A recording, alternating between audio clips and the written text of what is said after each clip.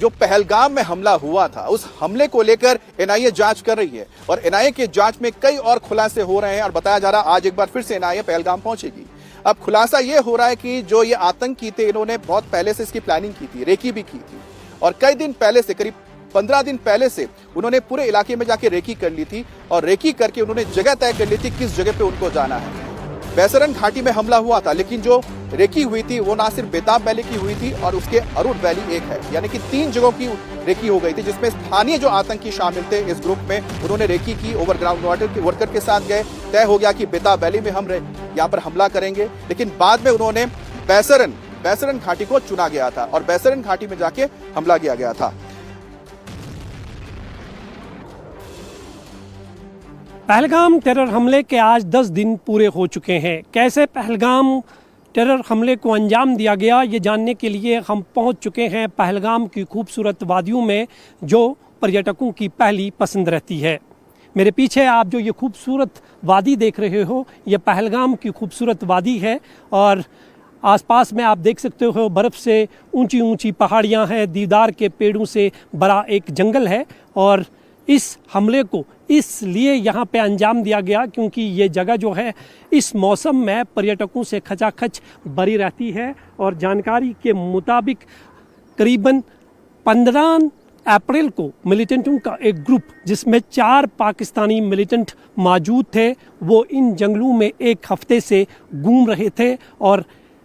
OGW की मदद से इस पूरे इलाके की रैकी की गई है। ये जो तस्वीरें आप देख सकते हैं, ये पहलगाम की तस्वीरें हैं और मेरे दाएं साइड में अगर आप नज़र दौड़ाएंगे तो ये रास्ता जो है आड़ू और बेताब वैली की तरफ जाता है और जानकारी के मुताबिक मिलिटेंट जो थे वो आड़ू और बेताब वैली में पूरी तरह से 15 अप्रैल को रैकी कर चुके थे और उनका निशाना था बेताब वैली में मौजूद पर्यटकों को निशाना बनाना। लेकिन उन्हें लगा कि इस बेताब वैली में अगर हम हमला करते हैं तो यहाँ सिक्योरिटी फोर्सेस की नज़रों से बच नहीं सकते हैं, इसलिए उन्होंने इस इलाके को छोड़कर बैसरन का रुख किया और इस रैकी में 2 स्थानीय मिलिटेंट और 5 OGW थे और लगभग एक हफ्ते तक पहलगाम के इन्हीं जंगलों में घूम रहे थे और हमले की प्लानिंग कर रहे थे।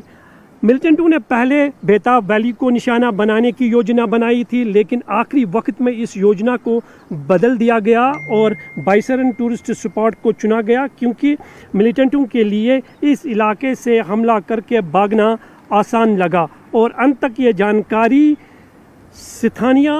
OGW और पाकिस्तानी हैंडलर और 2 पाकिस्तानी आतंकियों के अलावा किसी से भी साझा नहीं की गई थी। 20 अप्रैल को पाकिस्तानी आतंकियों ने बैसरन की तरफ चढ़ाई की और 2 दिन के ट्रैक के बाद वो बैसरन के पास जंगलों में पहुंचे। यहाँ वो स्थानीय आतंकियों को जिन्होंने रैकी की थी उनसे मिले और 22 अप्रैल को एक बहुत बड़े मिलिटेंट हमले को अंजाम दिया। और जिस जगह पर हम खड़े हैं ये बैसरन का वही इलाका है। ये रोड जो है यहाँ से बैसरन जाते हैं, यहाँ से करीबन 4 किलोमीटर का वो रास्ता है। ये रास्ता आप देख सकते हैं, यहाँ से आप घोड़े में जा सकते हैं या पैदल सफ़र कर सकते हैं क्योंकि आगे से जो है बैसरन की कठिन चढ़ाई शुरू हो जाती है।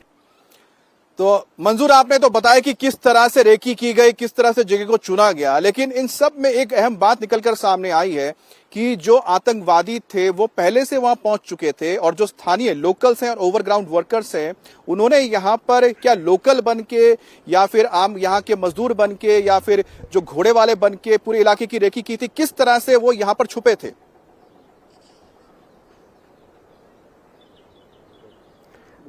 बिल्कुल अमित, पुलिस सूत्रों से जो हमें जानकारी मिल रही है और अब तक जो पुलिस की छानबीन में पता चला है उसमें कहीं बड़े खुलासे जो है वो अभी तक OGW नेटवर्क से जो गिरफ्तार हुए हैं, जिनसे पूछताछ की गई है, उनसे पता चला है और उसी आधार पर इस कार्रवाई को जो है आगे बढ़ाया जा रहा है। सबसे पहले मैं आपको ये बता दूं कि आज आशंका जताई जा रही है कि NI के DG, 2 IG और 1 DIG जो है बैसरन आ सकते हैं और वहाँ पर उस पूरे स्पॉट का जायज़ा ले सकते हैं और कुछ जो डिटेन OGW है उनसे भी पूछताछ कर सकते हैं, क्योंकि ये खुलासा हुआ है कि मिलिटेंट करीबन 15 अप्रैल को ही पहलगाम के जंगलों में मौजूद थे और वो बिना हथियार के आडू वैली, बेताब वैली और जो आसपास में खूबसूरत पहलगाम के टूरिस्ट पॉइंट्स है वहाँ की रैकी कर चुके थे। और सबसे पहले उनका निशाने पर था बेताब वैली, क्योंकि बेताब वैली में बहुत सारे टूरिस्ट जो है वहाँ जाना पसंद करते हैं, लेकिन उन्हें लगा कि वहाँ अगर हम हमला करते हैं तो सिक्योरिटी फोर्सेस की नज़रों से बचकर नहीं निकल सकते हैं, मारे जा सकते हैं। इसलिए